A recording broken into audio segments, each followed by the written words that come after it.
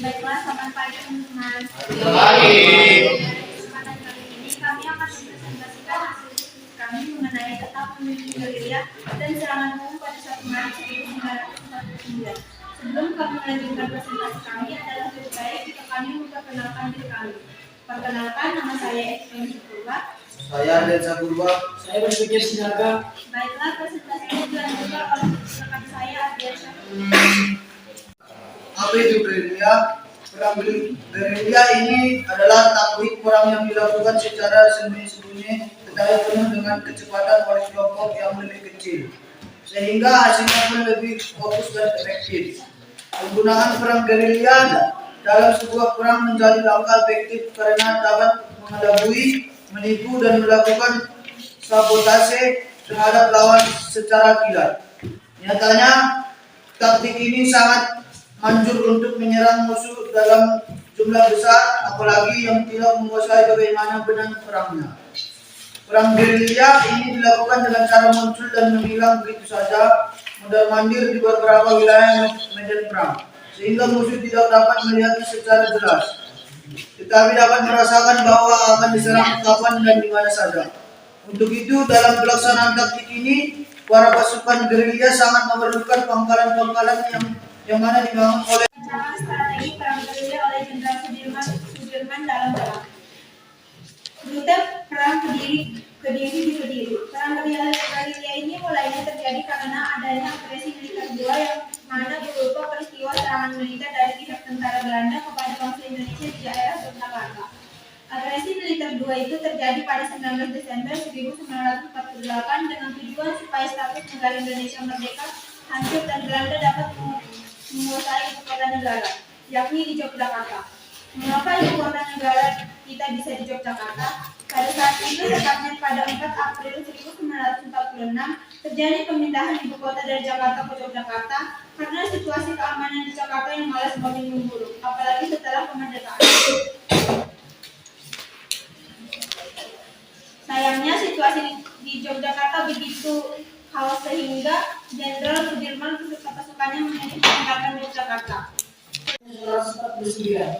Penyebab serangan umum 1 Maret 1949. Penyebab utama terjadinya serangan umum ditarbelakangi oleh propaganda Belanda di dunia internasional yang mengklaim bahwa Indonesia sudah hancur. Karena itu, propaganda juga mengatakan bahwa pasukan tentara Indonesia tidak ada yang tersisa meski negara sudah merdeka.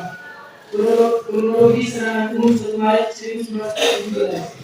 Sebelum menyerang Palembang, mendapat izin dari Sultan Hamengkubuwono IX yang kali itu menjabat kepala daerah istimewa Yogyakarta. Berikut kronologinya. 1.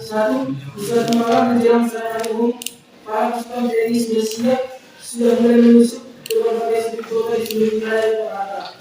Pada pukul 6 tanggal 1 Maret 1949, sebuah sirene berbunyi sebagai tanda jam malam berakhir dan serangan umum siap dilancarkan.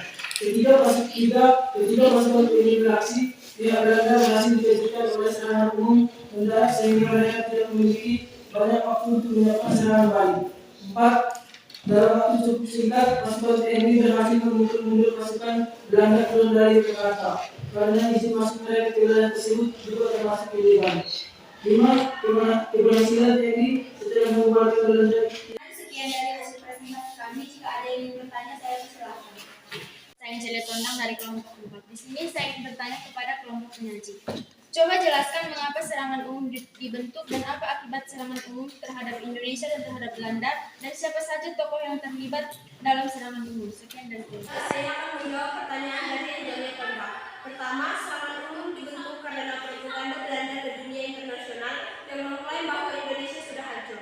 Tak hanya itu, kelompok Belanda juga mengatakan bahwa pasukan tentara Indonesia tidak ada yang tersisa meski negaranya sudah merdeka.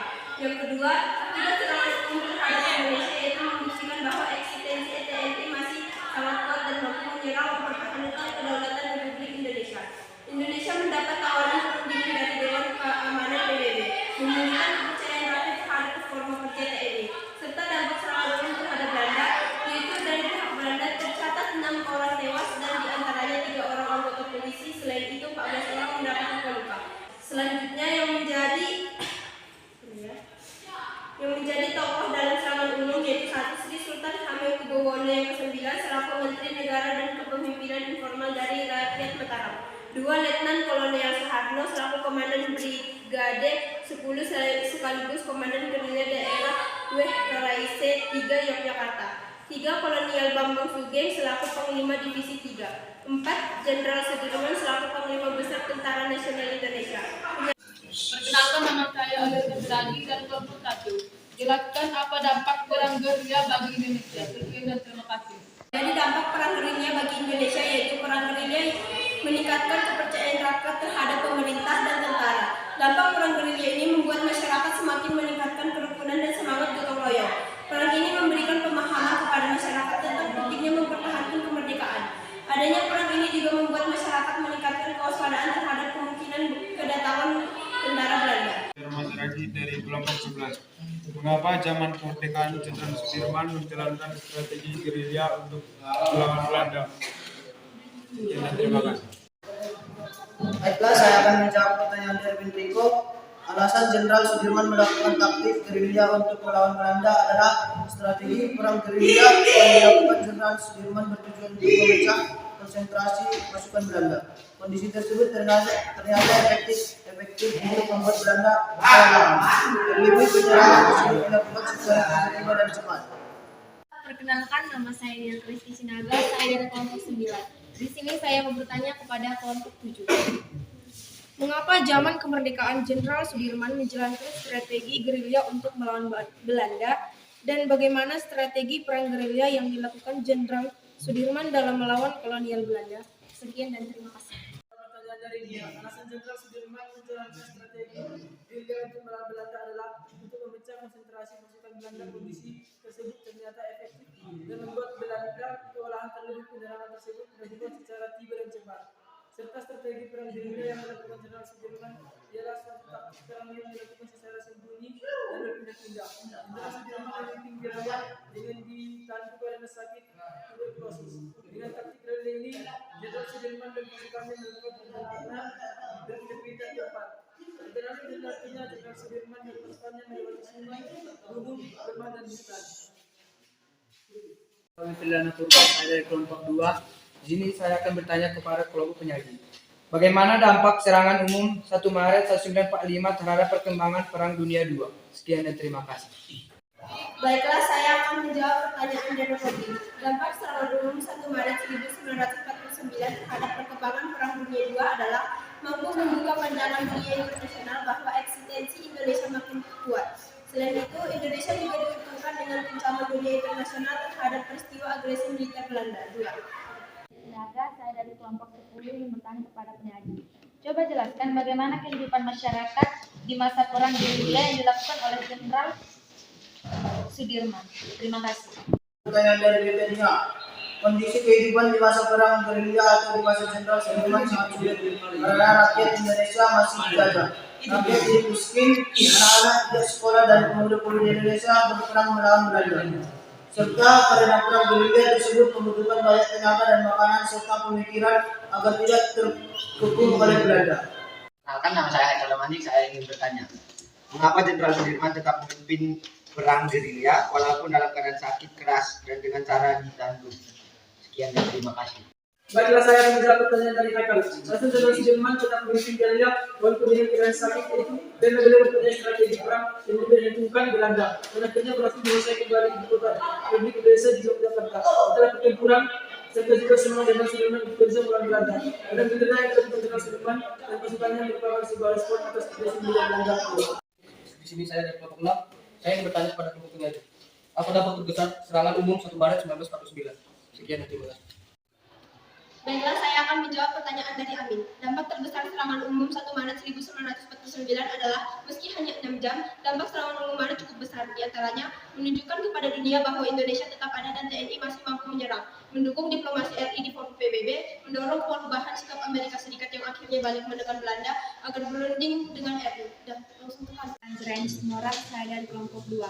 Coba jelaskan secara rinci rute perang gerilya yang dilalui oleh Jenderal Sudirman. Sekian dan terima kasih. Baiklah, saya akan menjawab pertanyaan dari Bintiko. Jadi rute perang gerilya yang dilalui Jenderal Sudirman yaitu bahwa Jenderal Sudirman berada di Pacitan cukup lama, yaitu selama 164 hari. Jenderal Sudirman dan rombongan memasuki daerah Pacitan melalui desa Suekoso, Kecamatan Sudimoro.